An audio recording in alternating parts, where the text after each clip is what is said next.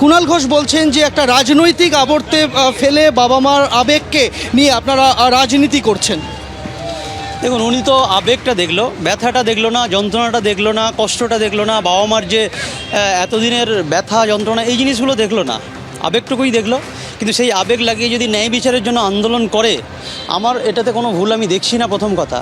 আর যারা বলছেন তাদেরকে প্রশ্ন করব, তারা কোন আবেগকে কাজে লাগিয়ে আজে বাজে কথাগুলো বলছেন যে একজন মেয়ে, একজন বাবা মা যে মেয়েকে এত বড় তৈরি করলো, ডাক্তার তৈরি করলো, তারপরে তার কর্মক্ষেত্রে তাকে খুন এবং মার্ডার হতে হলো, তারপরেও তারা কোন নোংরা আবেগটাকে কাজে লাগিয়ে এই বাজে বাজে কথাগুলো বলছে, তাদের বিবেকের জায়গাতে এই প্রশ্নটা আমি করে দিলাম।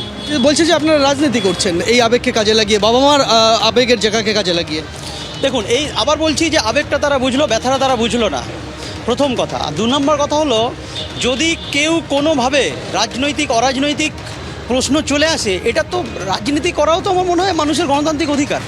তো এই ধরনের নোংরা কথার সঙ্গে একটা কোনো ব্যাপারটাকে মিলিয়ে মিশিয়ে একটা বাজেভাবে মানুষের কাছে প্রেজেন্ট করার জায়গাটা আমার না করে মানুষ বিবেকবান হন, আবেগ, বিবেক, ভালোবাসা, যন্ত্রণা, ব্যথা সবগুলোকে বোঝার চেষ্টা করুক, তাহলে আমার মনে হয় বেটার হিউম্যান বিং তৈরি হবে।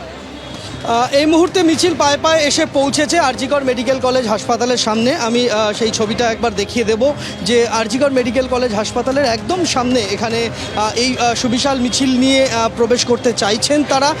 এখানে সিআইএসএফের তরফ থেকে, যেহেতু আরজিকর মেডিকেল কলেজ, সরাসরি আমরা সেই ছবি দেখতে পাচ্ছি। আরজিকরে গিয়ে পৌঁছেছে এই মিছিল। অভয় মঞ্চের ডাকে যে মিছিল শুরু হয়েছিল কলেজ স্ট্রিট থেকে, এই মুহূর্তে আরজিকরে গিয়ে পৌঁছেছে সেই মিছিল। একদিকে যখন শাসক দলের তরফে অভিযোগ করা হচ্ছে যে বাবা মায়ের আবেগকে কাজে লাগিয়ে রাজনীতি করা হচ্ছে, আর এদিকে আজ এই মিছিলে পা মিলিয়ে কি বললেন অভয়ের মা বাবা, শুনুন।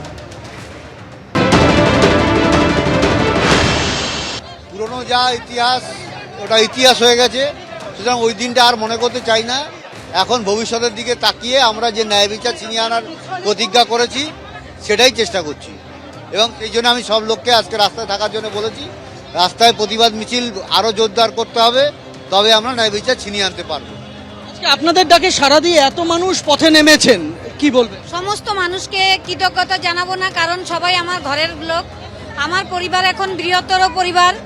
সবাইকে ডেকেছিলাম, সবাই আমার ডাকে সাড়া দিয়েছেন, এই জন্য অন্তর থেকে অনেক ভালোবাসা, অভিনন্দন, কৃতজ্ঞতা সবই।